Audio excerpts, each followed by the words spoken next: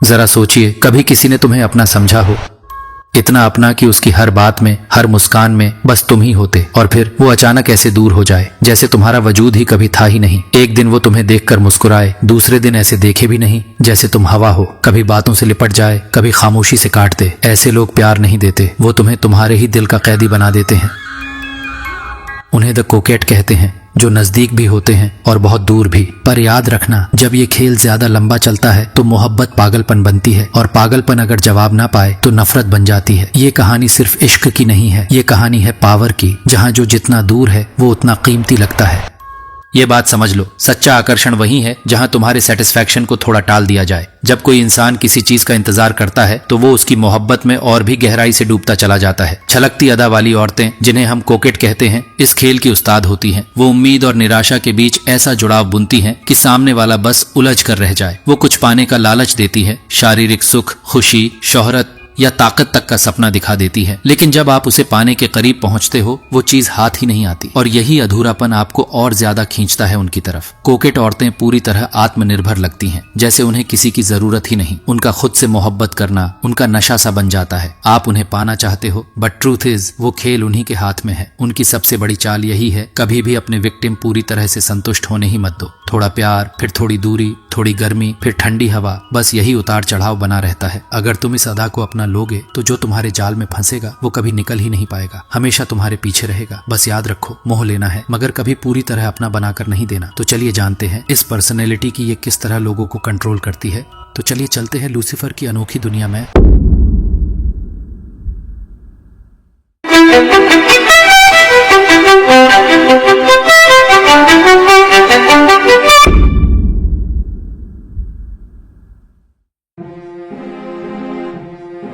सन 1895 का पतझड़ था और पेरिस एक अजीब सी मदहोशी में डूबा हुआ था। फ्रांसीसी क्रांति के बाद जो रेन ऑन टेरर आया था, उसका खौफ अब खत्म हो चुका था। गिलोटीन की खामोशी ने शहर में सुकून ला दिया था और लोग जश्न मनाने में जुट गए थे। हर गली में नाच गाने, पार्टियां और त्योहारों का शोर था। लेकिन एक शख्स था जिसे इन सब चीजों से कोई मतलब नहीं था। 26 साल का नेपोलियन बोनापार्ट। वो पहले ही एक बहादुर और चतुर जनरल के रूप में नाम कमा चुका था, जिसने कई विद्रोहों को कुचल डाला था। मगर उसका सपना कुछ और बड़ा था। वो फतहों का भूखा था, उसे और जीतें चाहिए थी। इसी बीच अक्टूबर के महीने में उसके ऑफिस में एक औरत आई, जोसेफीन द बोआर्ने, एक 33 साल की चर्चित विधवा। नेपोलियन पहली बार मिला तो हैरान रह गया। वो औरत किसी और ही दुनिया की लगती थी। उसका अंदाज धीमा, सुस्त, लेकिन बेहद हसीन और कामुक था। वो जानती थी कि उसकी विदेशी बैकग्राउंड उसे और भी रहस्यमय बनाती है, और उसने इस बात का पूरा फायदा उठाया। मगर जोसेफीन की शोहरत ठीक नहीं थी। वो एक आजाद ख्याल औरत मानी जाती थी, और नेपोलियन तो शादी को लेकर बड़ा सीरियस था। फिर भी जब उसने नेपोलियन को अपने एक शानदार जलसे में आने का न्योता दिया तो वो मना न कर सका। उस जलसे में नेपोलियन पूरी तरह अजनबी सा महसूस कर रहा था। पेरिस के सबसे बड़े लेखक,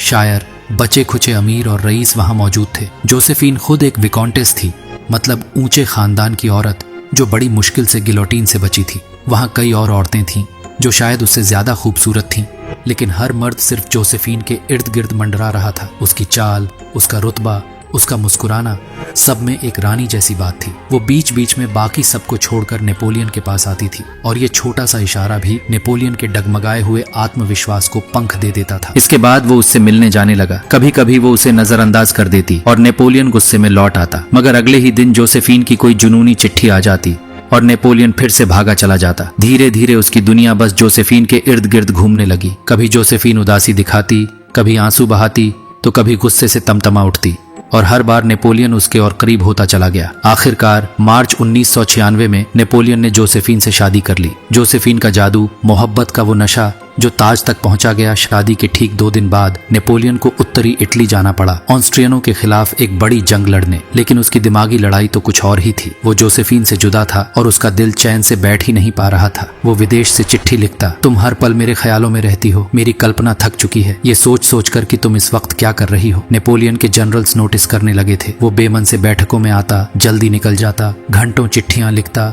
या जोसेफीन की एक छोटी सी तस्वीर को बस तकता रहता जो वो गले में पहनता था। लेकिन अब उसे जोसेफीन के बर्ताव में एक ठंडापन सा महसूस होने लगा था। वो कम चिट्ठियां लिखती थी और उनमें भी वो जुनून गायब था। सबसे बड़ी बात, वो उससे मिलने इटली आई ही नहीं। नेपोलियन ने सोचा जंग को जल्दी खत्म करना होगा ताकि वो उसके पास लौट सके। वो गजब की तेजी से लड़ाई लड़ने लगा। लेकिन जल्दबाजी में गलतियां भी करने लगा। एक चिट्ठी में लिखा, मैं तुम्हारे लिए जी रहा हूं जोसेफीन, मैं लड़ रहा हूं, खुद को मिटा रहा हूं, बस तुम्हारे पास आने के लिए। उसकी चिट्ठियां अब बेहद इमोशनल और कामुक हो चुकी थीं। जोसेफीन की एक सहेली ने उन चिट्ठियों को पढ़कर कहा, लिखावट बिखरी हुई थी, शब्द गलत थे, अंदाज अजीब और उलझा हुआ। औरत के लिए इससे बड़ी बात क्या होगी कि एक पूरी फौज की जीत के पीछे उसकी मोहब्बत हो। महीनों तक नेपोलियन जोसेफीन से इटली आने की मिन्नतें करता रहा और वो हर बार कोई न कोई बहाना बना देती। आखिरकार वो तैयार हुई और ब्रेसिया के लिए रवाना हुई, मगर रास्ते में दुश्मनों से टकरा गई और उसे मिलान में रुकना पड़ा। जब नेपोलियन जंग से लौटकर ब्रेसिया पहुंचा और पाया कि जोसेफीन वहां नहीं है, तो गुस्से में जनरल वुर्मसर को इसका जिम्मेदार ठहरा दिया और बदला लेने की कसम खा ली। अब उसकी जंग दो लोगों से थी, वुर्मसर और जोसेफीन से। जोसेफीन हमेशा उस जगह पर नहीं होती जहां नेपोलियन उसे ढूंढता था। वो लिखता, मैं मिलान पहुंचता हूं, सब कुछ छोड़ तुम्हें गले लगाने दौड़ता हूं और तुम वहां नहीं हो। वो गुस्से में जलता, जलन करता, मगर जैसे ही जोसेफीन जरा सी भी नरमी दिखाती, नेपोलियन फिर से पिघल जाता। वो अंधेरे रथ में लंबी सैरें करता और उसके जनरल्स कुड़ते रह जाते, बैठकें मिस होती, हुक्म अधूरे होते और जंग की रणनीतियां हवा में बनती। वो लिखता, कभी किसी औरत ने किसी मर्द के दिल पर ऐसा कब्जा नहीं किया। और फिर भी पूरे 1 साल की मुहिम में नेपोलियन महज 15 रातें ही जोसेफीन के साथ बिता पाया। बाद में नेपोलियन को खबर मिली कि जोसेफीन ने किसी और को पसंद कर लिया है और उसका दिल ठंडा पड़ने लगा। अब वो खुद भी एक के बाद एक रखैलें रखने लगा, मगर जोसेफीन को कभी डर नहीं लगा कि उसकी हुकूमत खत्म हो जाएगी। उसे पता था कि कैसे 1-2 आंसू बहाकर, थोड़ा ड्रामा करके और थोड़ा सा फिर से ठंडापन दिखाकर नेपोलियन को फिर से अपने कदमों में गिराया जा सकता है।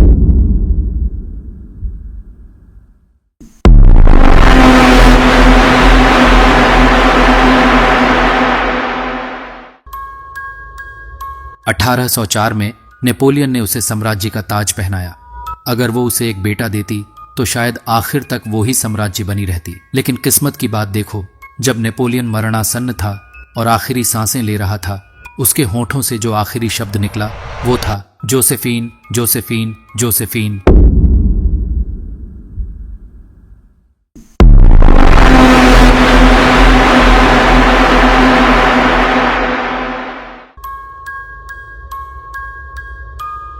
जोसेफीन की असली पावर क्या थी?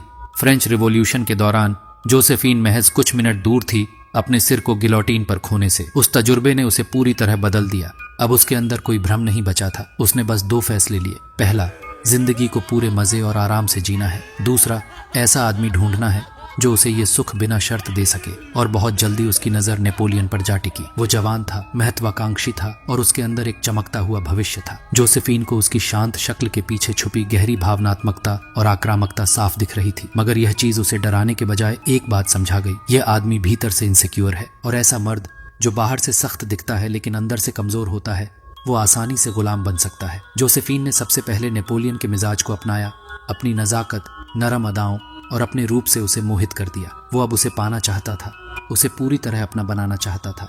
और यहीं से जोसेफीन की असली चाल शुरू हुई। उसने नेपोलियन को हर बार इंतजार करवाया, कभी पास आई तो फिर खुद ही दूर हो गई, उसकी इच्छाओं को अधूरा छोड़ दिया। नेपोलियन को इस पीड़ा में लिपटे प्रेम से एक मजा मिलने लगा, एक अजीब सा सेटिस्फैक्शन, जैसे वो जोसेफीन की आजाद रूह को काबू में करके कोई युद्ध जीतना चाहता हो। लेकिन असली बात क्या है? हम इंसानों में एक अजीब सी उलटी ख्वाहिश होती है। जो चीज आसानी से मिल जाए उसकी कद्र कम होती है, मगर जो हाथ से बार बार फिसल जाए, जो अधूरी रहे, वही दीवानगी बन जाती है। इसीलिए इश्क में सबसे बड़ा हथियार होता है खुद को थोड़ा थोड़ा पीछे खींचना। लोग अक्सर डरते हैं कि अगर हम पीछे हटे तो सामने वाला चला जाएगा, या फिर ये सोचते हैं कि सामने वाले की हर इच्छा पूरी कर देना ही ताकत है। लेकिन सच्चाई तो उल्टी है। जैसे ही आप किसी को पूरा मिल जाते हैं, आप अपनी पकड़ खो देते हैं। अब गेंद उनके पाले में होती है। याद रखो, इश्क में अहम एक बेहद अहम चीज है। अगर आप सामने वाले को ये एहसास दिला दो कि शायद आप अब उतने दिलचस्प नहीं लगते, तो आप उनके दिल में बेचैनी और डर भर देते हो। उन्हें लगने लगता है कि उन्होंने आपको खो दिया है और यही डर उन्हें आपका दीवाना बना देता है। अब जब उनका दिल डर से कांप रहा हो, तभी एक बार फिर उन्हें थोड़ा उम्मीद दो, थोड़ा इश्क जताओ, फिर से उन्हें खास महसूस कराओ। गर्म और ठंडी हवा की तरह चलती रहो। यही खेल मोहब्बत को और गहरा और लत बनाता है। सामने वाला सोचता है कि अब सब खत्म हो गया और फिर अचानक आप मुस्कुरा देते हो, बस वो फिर से कैद। अगर सामने वाला गुस्से में तड़प रहा हो तो समझो कि वो अब आपका गुलाम बन चुका है। जो औरत चाहती है कि वो लंबे वक्त तक अपनी ताकत बनाए रखे, उसे अपने प्रेमी के साथ बेरहमी से पेश आना चाहिए। और इस लाइन को बोला था ओविड ने। कहानी सिर्फ जोसेफीन की नहीं, ये हर उस शख्स की कहानी है जो मोहब्बत को एक खूबसूरत जंग समझता है, जहां जीतने के लिए हर बार पीछे हटना जरूरी होता है।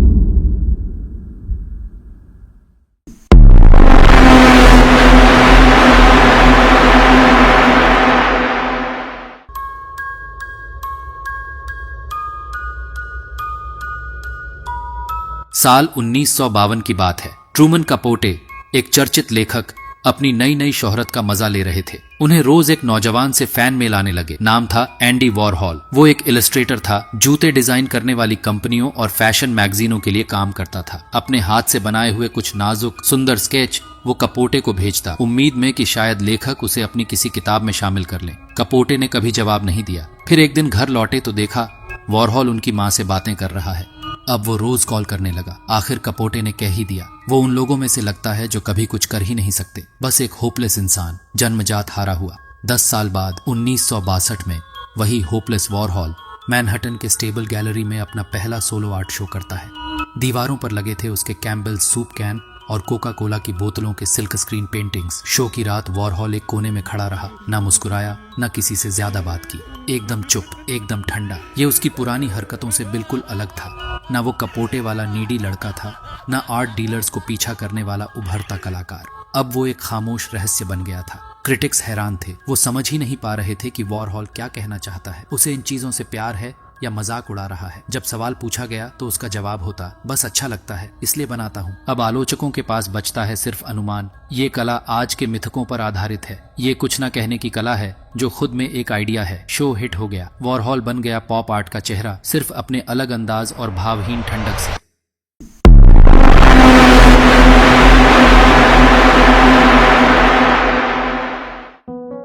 उन्नीस में वॉरहॉल ने मैनहट्टन में एक बड़ा सा स्टूडियो किराए पर लिया, जिसे उसने नाम दिया द फैक्ट्री। ये जगह बन गई एक अजीब सी दुनिया। कलाकार, एक्टर, पागल किस्म के प्रशंसक और ऐसे लोग जो बस उसके आसपास रहना चाहते थे। वॉरहॉल वहां चुपचाप घूमता रहता, कभी किसी को ओह हाय कह देता तो लोग खिल उठते, मगर अगली बार बिना देखे गुजर गया तो वो शख्स तबाह हो जाता। क्या मैं अब उसका हिस्सा नहीं रहा? क्या मेरी अहमियत खत्म हो गई? उसकी ये भावनात्मक दूरी, उसका वो ठंडा रवैया लोगों को और भी बेचैन करता। असल में वॉरहॉल एक कोल्ड कोकेट बन चुका था। वो किसी को कुछ नहीं देता था, ना इमोशन, ना एक्सप्लेनेशन, मगर उसकी खाली जगह ही लोगों को उसकी तरफ खींचती थी। वो जानता था जिसे हम पूरी तरह समझ लें उससे जल्दी बोर हो जाते हैं, मगर जो समझ ही ना आए वो ताउम्र दिल में रह जाता है। एंडी वॉरहॉल की ताकत उसके संकोच, चुप्पी में थी। वो लोगों को कभी पूरा नहीं मिलता था, इसलिए लोग हमेशा उसे पाना चाहते थे। इश्क में सिर्फ गर्मजोशी नहीं, कभी कभी ठंडी खामोशी ही सबसे ज्यादा पिघलाती है। Andy Warhol, the king of cold magic and silent attraction. Andy Warhol ठंडा जादू और खामोश कशिश का सम्राट था। वॉरहॉल अब सिर्फ एक आर्टिस्ट नहीं रहा था, बल्कि वो एक ऐसा सेंटर ऑफ ग्रेविटी बन गया था जहां हर कोई खींचा चला आता था ग्लैमर, केओस और क्रेज के लिए। 1960 के दशक के बीच वॉरहॉल ने अपने दोस्तों को अपनी फिल्मों में कास्ट करना शुरू किया। यह था उसका सबसे खतरनाक हथियार। मैं तुम्हें फेम दे सकता हूँ, पर सिर्फ थोड़ी देर के लिए। ईडी सेडविक, वीवा, निको, ये सब वॉरहॉल की म्यूज बन गईं। बस उसके आसपास होना ही स्टारडम की गारंटी था। द फैक्ट्री अब सिर्फ एक स्टूडियो नहीं, एक स्टेज बन गया था जहां हर कोई अपनी 15 मिनट की फेम चाहता था। सेलिब्रिटीज आते थे उसे देखने। वो रहता था चुप। जूडी गार्लैंड, टेनेसी विलियम्स जैसे नामचीन लोग बोहेमियन नोबडीज के साथ उसी जगह पार्टी करते थे, बस वॉरहॉल के इर्द गिर्द मंडराने के लिए। और वॉरहॉल पार्टी में आता, एक कोने में चुपचाप खड़ा रहता, कभी कभी ओह हाय कहता, फिर बिना शोर किए निकल जाता। फिर भी उसकी उपस्थिति भर उस पार्टी को सीन बना देती। इम्पर्सनेशन, खुद को ही आउटसोर्स कर देना। जब उसे कॉलेजों में लेक्चर के लिए बुलाया गया, वॉरहॉल ने खुद जाने के बजाय एक एक्टर एलन मिडजेट को अपना रूप बना दिया। बाल सिल्वर, चश्मा, वॉरहॉल के कपड़े, बस बन गया डुप्लीकेट। किसी ने फर्क भी नहीं किया, क्योंकि वॉरहॉल कभी पूरी तरह जाना ही नहीं गया था। वो एक जैसे इंसान था जिसमें कोई पकड़ नहीं थी। वॉरहॉल की ताकत थी विथड्रॉल। वो बहुत शाय था, लेकिन चाहता था कि सबकी नजर उस पर हो। मैं शर्मीला हूँ, पर चाहता हूँ कि लोग मेरी मौजूदगी को महसूस करें। ये लाइन एंडी वॉरहॉल बोली थी। उसने कोशिशें की लोगों को खुश करने की, प्लीजिंग बनने की, बट इट फेल्ड। और जब उसने खुद को पीछे खींचना शुरू किया, तब वो सामने आया। उसकी art, soup cans, Coke bottles कुछ कहती नहीं थी, बस दिखती थी, खींचती थी, ठंडी, इलूसिव, बेपरवाह। Same with him. The cold coquette archetype. Cold coquettes like Warhol नजदीक कभी नहीं आते, मगर पूरी दुनिया उनके पीछे भागती है। वो कुछ नहीं कहते, मगर हर कोई उनकी बात करना चाहता है। वो भावहीन लगते हैं, लेकिन अंदर एक प्यास जगा देते हैं। वो कुछ नहीं मांगते, मगर लोग सब देना चाहते हैं, बस थोड़ी सी पहचान पाने के लिए। बिल्कुल जैसे बच्चे या बिल्लियां जो खुद में मस्त रहते हैं और जिन्हें हम अपनी तरफ खींचने के लिए कुछ भी कर सकते हैं। कोल्ड कोकेट्स हमें उन्हीं की याद दिलाते हैं। ये लाइन बोली थी सिगमुंड फ्रॉयड ने। अगर आप लोगों को लुभाना चाहते हैं तो जरूरी नहीं कि आप सबसे ज्यादा बोलें या दिखें। कभी कभी कम मौजूदगी ही सबसे ज्यादा जगह ले लेती है। खालीपन में ही सबसे गहरी ख्वाहिशें पलती हैं।